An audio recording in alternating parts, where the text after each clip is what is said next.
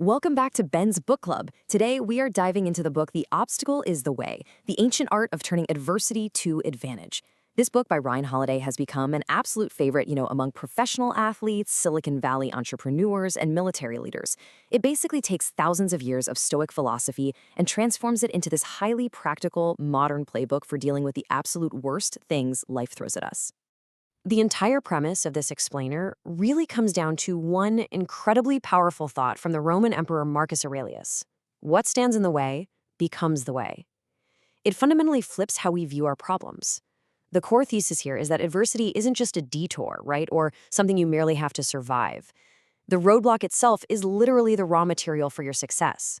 The exact same obstacle that completely crushes one person can be the exact thing that makes another person wildly successful. It's all about how you respond. To actually put this into practice, Ryan Holiday breaks down this ancient wisdom into a super actionable framework: perception, action, and will. These are interconnected skills that any of us can train. It's a system that allows you to take any setback, strip away the panic, methodically work through the problem, and endure whatever you simply cannot change.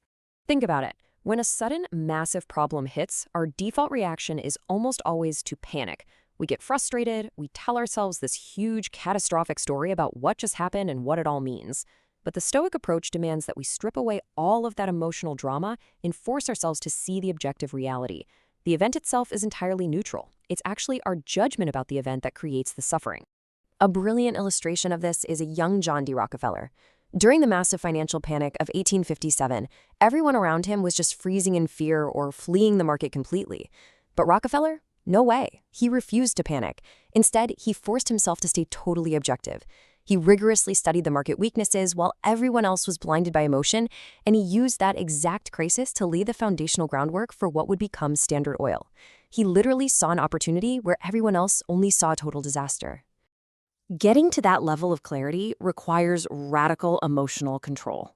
It's ancient cognitive reframing in action. You have to separate the raw facts from your emotional assumptions, stop catastrophizing, and fiercely focus only on what is actually within your control. Because look, you don't control the market crash, the unexpected diagnosis, or the sudden job loss. But you absolutely do control your attitude, your immediate effort, and your decisions.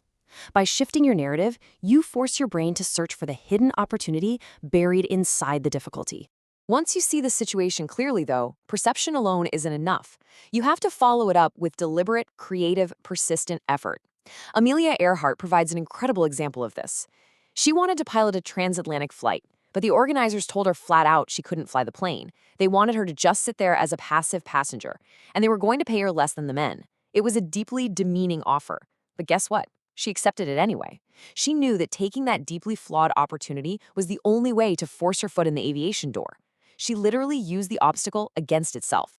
Or consider Thomas Edison making the ultimate pivot. Picture this. At 67 years old, Edison watched his entire laboratory, his life's work, burn to the absolute ground. His reaction?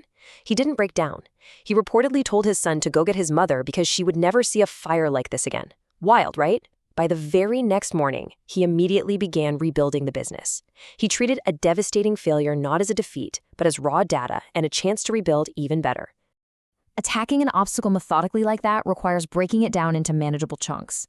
You focus entirely on the process rather than obsessing over the final outcome.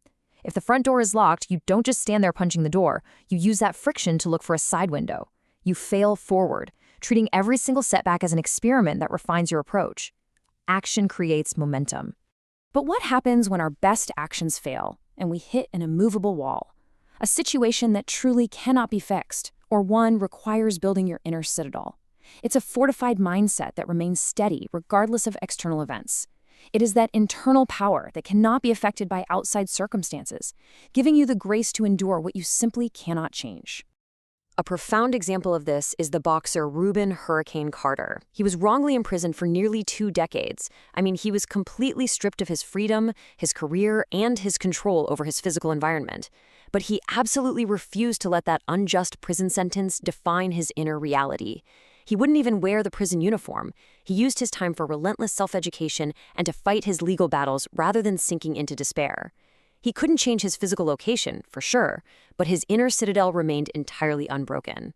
This level of endurance leads to a concept the Stoics called amor fati, which translates to love of fate. And this is absolutely crucial. It goes far beyond merely tolerating a bad situation or just grinning and bearing it.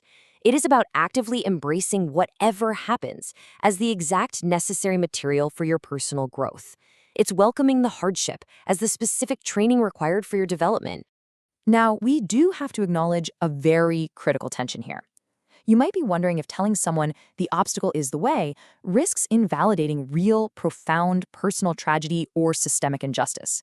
Like, if someone is facing a devastating crisis, is this just a repackaged version of toxic positivity that tells them it's all in how they see it?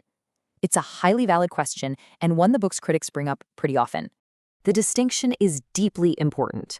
Radical emotional control is not about denial. It does not mean suppressing genuine human grief or ignoring that some systems are fundamentally broken. Instead, the Stoic approach is about finding exactly where your agency still lies, even in the darkest, most seemingly unchangeable situations. It rejects learned helplessness. It isn't saying the bad thing is actually good. It's asking, given this terrible reality, what is fully within my power to do next? So these three disciplines, perception, action, and will, they completely compound on each other. When you train yourself to see a situation objectively, it naturally leads to better, more deliberate actions. And taking deliberate action, even when it fails, builds the resilience and the will you need to endure gracefully. That inner strength then improves how you perceive the next inevitable roadblock. It's a continuous loop of turning trials into triumphs. If this obstacle were a training program designed specifically for you, what strength is it trying to build? Subscribe so you don't miss an episode.